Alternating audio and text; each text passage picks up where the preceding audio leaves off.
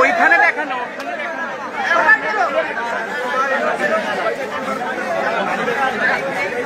ভিতরে অবরুদ্ধ করে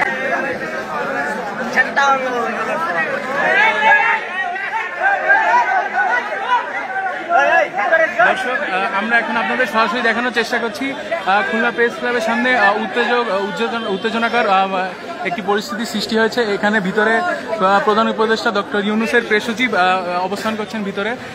বাহিরে খুলনার ছাত্র জনতা, সাধারণ ছাত্র জনতা, এনসিপি নেতৃবৃন্দ, বৈষম্য বিরোধী ছাত্র আন্দোলনের নেতৃবৃন্দ তারা অবস্থান করছেন।